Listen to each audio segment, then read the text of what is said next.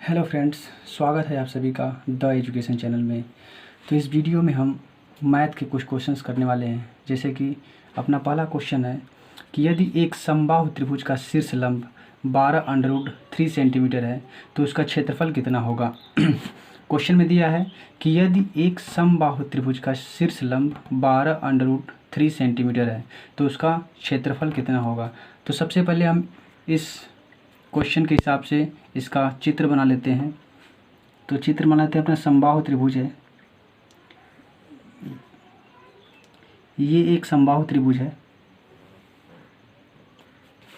मान लीजिए कि इसकी शीर्ष ए बी सी दिए हुए हैं, जिसमें क्वेश्चन में कहा है कि इसका शीर्ष लंब 12√3 है। तो इसमें से हम इसका शीर्ष लंब बना लेते हैं। तो ये इसका शीर्ष लंब हो गया जो कि 12√3 दिया हुआ है, जिसे हम हाइट भी कहते हैं शीर्ष लंब को। ठीक है फ्रेंड्स, तो यहाँ पर h बराबर दिया है 12√3। सबसे पहले हम समबाहु त्रिभुज के क्षेत्रफल की चर्चा कर लेते हैं। तो समबाहु त्रिभुज का क्षेत्रफल क्या होता है। समबाहु त्रिभुज का क्षेत्रफल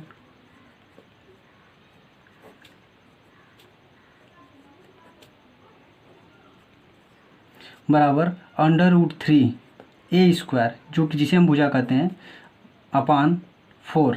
√3 ए स्क्वायर अपान 4, जहाँ पर ए बराबर क्या है, भुजा है, त्रिभुज की भुजाएं हैं। चूँकि समबाहु त्रिभुज में इसकी सभी भुजाएं बराबर होती हैं, इसलिए इसका समबाहु त्रिभुज का क्षेत्रफल हो जाएगा √3 ए स्क्वायर अपान 4।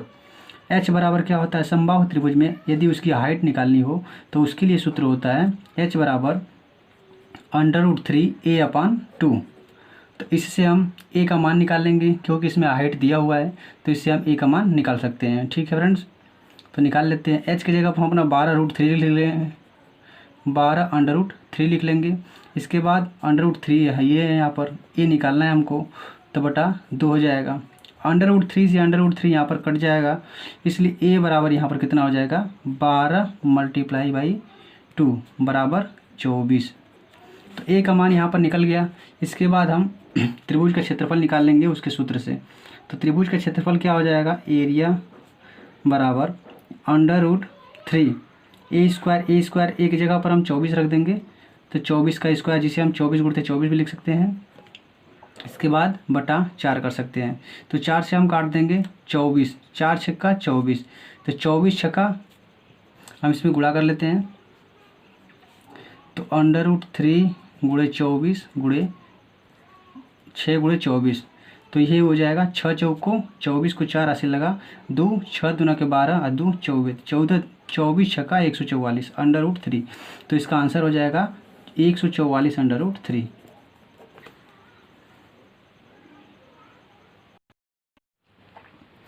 तो ये अपना दूसरा क्वेश्चन है कि एक आयत का परिमाप 82 मीटर है और उसका क्षेत्रफल 400 मीटर है, तो आयत की चौड़ाई ज्ञात कीजिए। ठीक है फ्रेंड्स, एक आयत का परिमाप 82 मीटर है और उसका क्षेत्रफल 400 मीटर स्क्वायर है, तो आयत की चौड़ाई ज्ञात कीजिए। तो इसको हम सॉल्व कर लेते हैं। चूँकि इसका परिमाप दिया हुआ है, तो आयत का परिमाप होता है 2 कोष्ठ में l + b। तो आयत का परिमाप होता है 2 कोष्ठ में l + b, तो 2 कोष्ठ में l + b बराबर 82 हो जाएगा। इसलिए यहाँ से l + b बराबर कितना हो जाएगा, 41। 2 से यहाँ से इसको काट लेंगे तो कितना हो जाएगा, 41। ठीक है, इसी प्रकार आयत का क्षेत्रफल दिया हुआ है। तो आयत का क्षेत्रफल कितना होता है, l × b। तो l × b बराबर 400 दिया हुआ है। ठीक है, तो इसको हम इसी तरह से रहने देते हैं। तो हम जानते हैं कि a +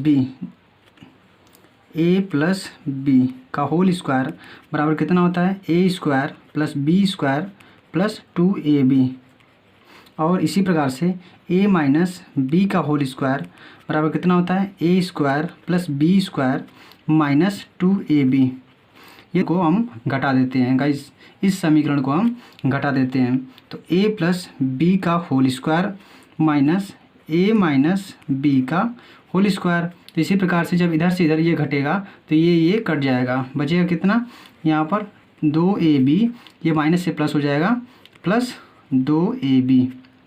तो ये कितना हो जाएगा, a + b का whole square minus a - b का होल स्क्वायर बराबर इधर 4ab हो जाएगा। ठीक है, तो यहाँ से हमको निकालना है a माइनस बी।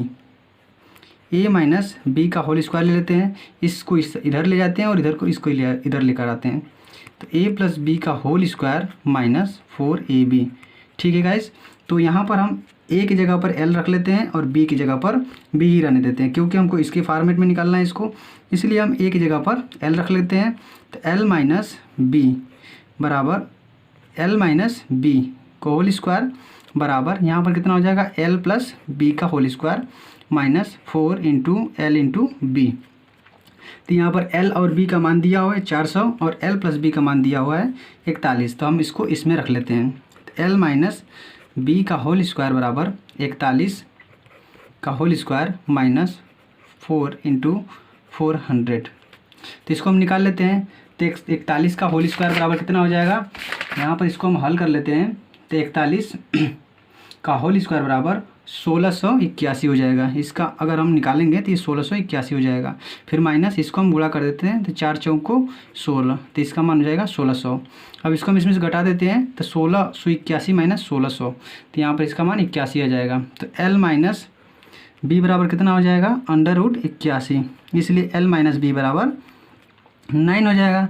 ये हमारा मान लेते हैं इसको समीकरण नंबर, इसको हम समीकरण नंबर 1 मान लेते हैं और इसको समीकरण नंबर 2 मान लेते हैं। इस तरह से हम समीकरण 1 और समीकरण 2 से जब हल करेंगे तो यहाँ पर हम इसको हल कर लेते हैं कि समीकरण 1 क्या दिया है, एल प्लस बी बराबर 41 और एल माइनस बी बराबर 9 दिया हुआ है।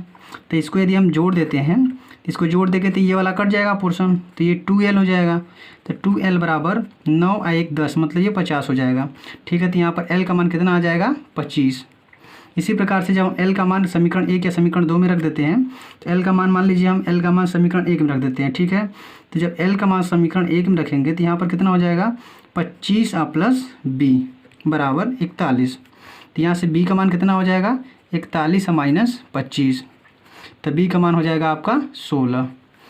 तो हमको b का मान ही पूछा था, क्योंकि चौड़ाई पूछा था, इसलिए हमारा b का मान कितना हो जाएगा, 16। तो यही अपना राइट आंसर हो जाएगा।